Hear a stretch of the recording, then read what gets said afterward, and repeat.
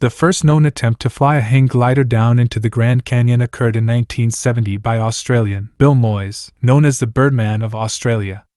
He was born in 1932 and was one of the hang glider pioneers of the 1960s who took to the air in homemade kites towed by waterskiing boats. In 1967, he became the first known person to launch a hang glider on foot, doing it in the Australian Alps. He built gliders for his friends and a sport was created. In July 1970, Moyes went to the Grand Canyon National Park and sought permission to hang glide to the bottom of the canyon. He never made a formal application, probably knowing that his request would be rejected. He spent days observing condors gliding above a certain ridge and how they handled air currents above the canyon.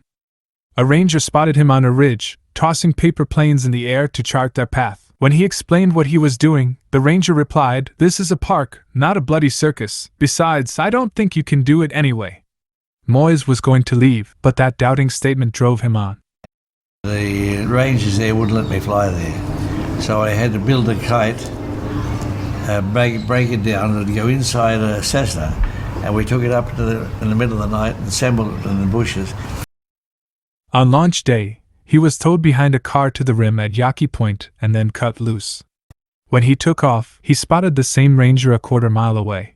He flew over his head and waved. He was then followed by some rangers in a helicopter. Gary Barton was a water skier. He towed me along back some miles back and got me up, and I went over the trees, and by the time they saw me it was too late. But they were waiting for me. I gave the glider to a bunch of hippies down there. I said, "If you want to carry this out, I'll give you $100 when you get to the top." So I said, "That'll be good. It'll give me a chance to get out first, and I'll meet them and I'll give them their $100. And they were so keen to get the $100. They came out the long way. It was 13 miles, and we had 7 miles to come. They beat us out. He descended nearly 5,000 feet and landed near Phantom Ranch. Up to that time, it was the world's longest descent and a world gliding distance record. I was busy the whole time. I didn't have much time to enjoy the scenery. I was trying to fly for cameras that were on the way down. Paramount had offered me $250,000 for 26 minutes of good film. And I thought that's worth having a crack at.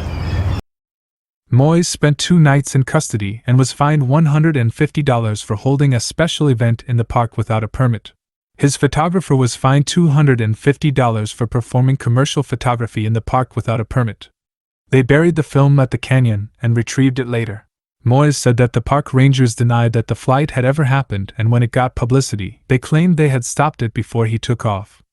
"I tackled the canyon because people told me it was impossible because of the vertical air movements."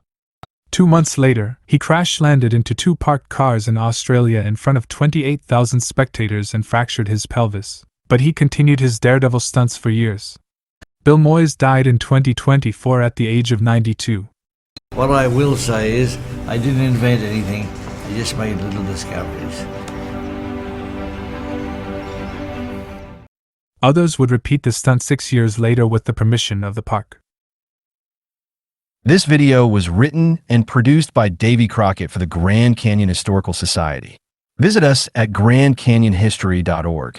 Help us continue to preserve and share the history of Grand Canyon by becoming a member of the Society. Also, use the subscribe button below to receive more videos like this one.